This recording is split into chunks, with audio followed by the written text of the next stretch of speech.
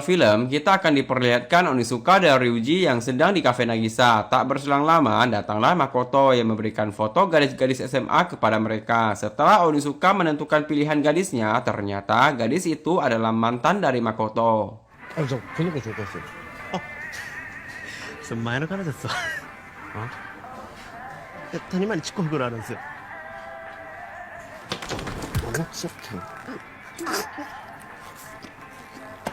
Di lain sisi, tampak sepasang kaula muda yang sedang bertengkar. Ternyata si pria ini merupakan kakeknya buaya darat. Keesokan harinya, di kelas, Ayumi memperkenalkan seorang murid baru yang bernama Abe, dan ialah pria yang dilihat oleh Onizuka CS waktu di kafe Nagisa. Dengan sekonyong-konyongnya, si Abe justru ingin duduk di kursi Ryuji. Tak terima dengan sikap Abe yang arogan, Ryuji pun menantangnya untuk duel. Tapi Ryuji langsung menghentikan niatnya saat mengetahui jika Ayumi sedang memperhatikan mereka. Saat jam istirahat, Abe langsung menggait siswi di kelasnya. Tak terima dengan kepopuleran Abe, Onizuka pun menghampirinya seperti ingin mengajaknya berkelahi. さすがエイジもうやっちまうのか。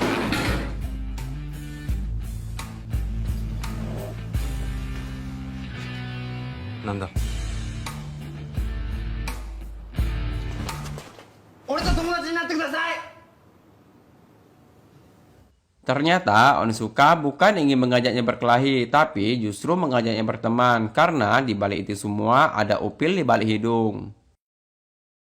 Bagongnya lagi, si Abe ini telah menggait 158 gadis di kota Saunan. Mendengar hal itu, Onizuka menunjukkan maksudnya. Ternyata ia ingin belajar menjadi playboy dari Abe.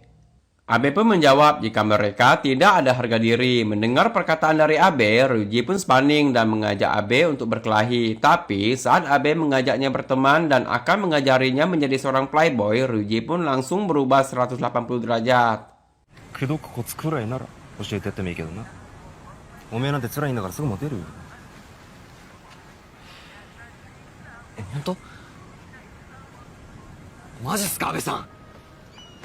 おい、お前には男の誇りってもんがねえのか。うるせえ。 Dan inilah dia tiga pria pencari perawan.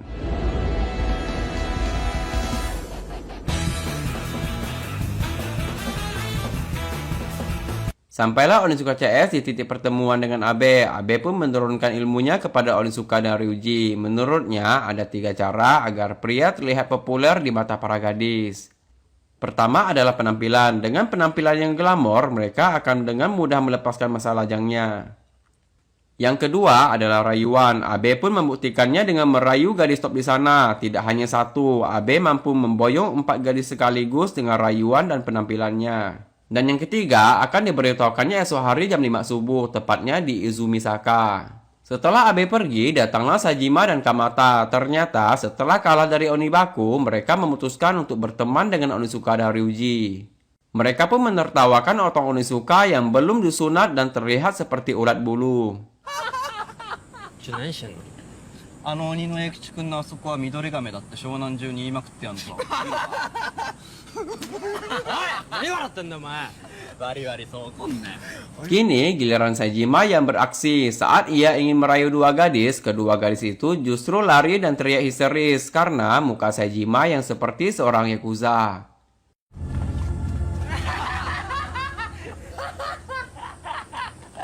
Tibalah Onizuka untuk beraksi. Ia langsung menghampiri 2 gadis yang sedang antri tiket, dan saat kedua gadis membalikkan badannya, ternyata salah satu gadis yang bernama Kaoru adalah tipe dari Onizuka.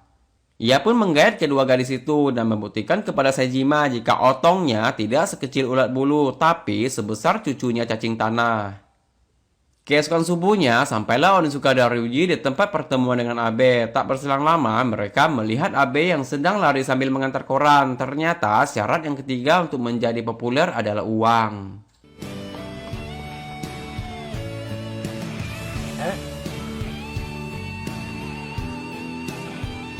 Yukichi, Ryuji, いいか。モテるための3つ目の条件は金だ。 Dan untuk mendapatkan uang, tentunya kita harus kerja keras. Ingat pesan penting dari Bang Abe di film Young GTO 2020 ini ya, oke?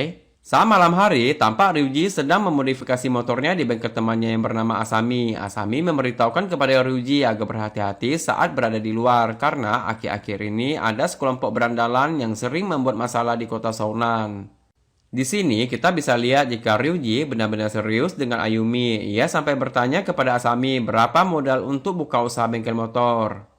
Scene pun pindah, tampak beberapa berandalan amatiran didatangi oleh kelompok berandalan yang tadi dikatakan oleh Asami. Saat mereka ingin berkelahi, datanglah anggota lain dari berandalan itu. Salah satu berandalan amatiran itu pun berkata jika mereka adalah rekannya Saejima si anjing gila.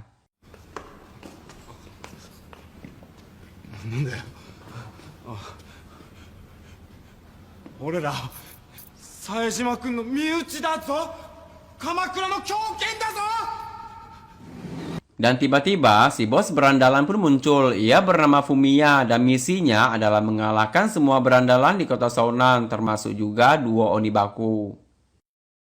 Keesokan harinya, Ryuji mengungkapkan isi hatinya yang ingin berhenti sekolah dan buka sebuah bengkel agar bisa hidup berdua bersama dengan Ayumi. Mendengar hal itu, Ayumi pun mengajak Ryuji ke suatu tempat untuk mengobrol lebih serius dan ternyata mereka dibututi oleh Fumiya.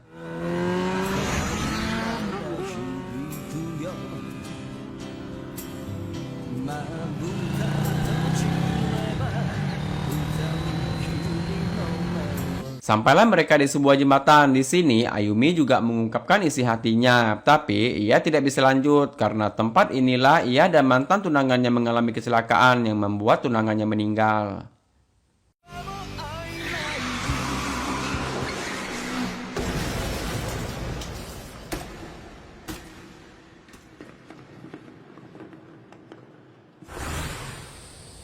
Tak lama kemudian, datanglah Fumiya yang memperingati Ryuji agar berhati-hati dengan Ayumi. Karena tidak terima, Ryuji pun mengajak Fumiya untuk berduel. Tapi Fumiya tidak ingin meladeni Ryuji dan memilih pergi dari sana. Sementara itu, tampak bawahan Fumiya sedang memalak para siswa SMA. Abe dan Suka yang tidak sengaja melihat pemalakan itu memutuskan untuk menolong para siswa. Ternyata bukan hanya jago menggait wanita, Abe juga jago dalam hal adu jotos. Tapi Abe dan Sukai harus kalah oleh bawahan Fumiya yang menyemprot mereka dengan semprotan merica. 15相手何やってんだよお前ら行け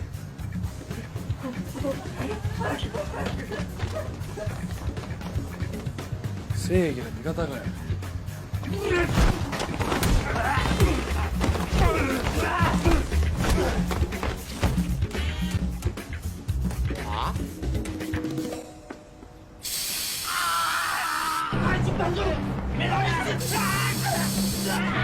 Di sisi lain, ternyata julukan si anjing gila tidak sekonyong-konyongnya didapatkan oleh Saejima. Faktanya, gelar nama itu sepadan dengan sifatnya yang gila saat berkelahi. Semua faktanya bisa kita lihat di adegan ini. Saat salah satu berandalan hanya memastikan asal sekolahnya saja, ia langsung menghajar para berandalan itu sambil bernyanyi lagi. Bagong nggak tuh?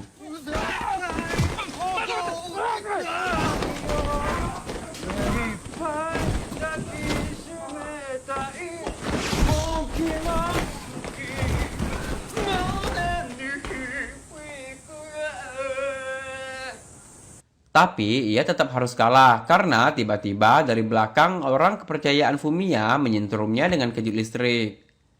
Sementara itu, Ryuji curhat kepada Onizuka tentang keseriusannya untuk menikahi Ayumi dan Onizuka sangat mendukungnya. やっぱ愛だよな。はい。 Tiba-tiba datanglah Kamoto yang memberitahukan penyerangan yang dilakukan oleh geng Fumiya. Tapi Onizuka dan Ryuji tidak mau ikut campur karena isi otak mereka hanya gadis pujaan hati mereka. Kok kayak judul lagu? Hei pujaan hati, apa kabarmu? Eset. Jomblo. Oke, lanjut. Singkat cerita, malam pun tiba. Karena tidak terima dengan kekalahannya yang dicurangi, Saejima mengajak Kamata untuk menyerang ke markas Fumiya.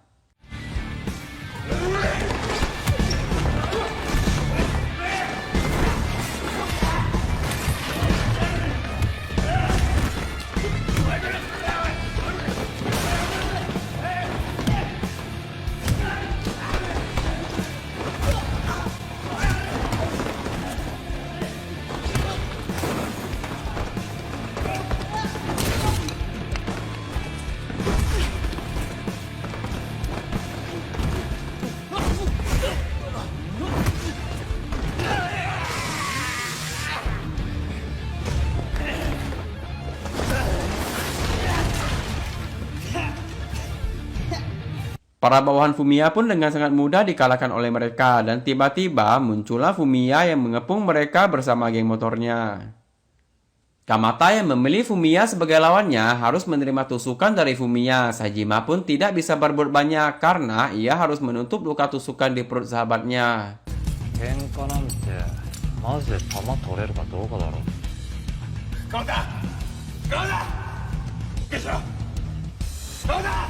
Tak berselang lama, datanglah Onizuka CS yang berpapasan dengan Fumiya. Saat Ryuji bertanya siapakah sebenarnya orang di balik helm itu, Fumiya menjawab, tanyakan saja kepada Ayumi. Faktanya, Fumiya ternyata adik dari tunangan Ayumi yang telah meninggal. Onizuka pun bertanya kepada Ryuji, sebenarnya apa hubungannya masalah ini dengan Ayumi? Tapi Ryuji tidak tahu apa-apa dan ceritanya pun bersambung. Biji mana para biji like episode keempat ini? Makin seru aja ya. Tungguin ya episode kelimanya. Saya usahain satu hari upload satu video. Moga-moga sih nggak kena copyright sih. Yang itu masalahnya. Oke lah, sampai di sini dulu video kali ini. See you next video dan bye-bye. Salam biji like Indonesia.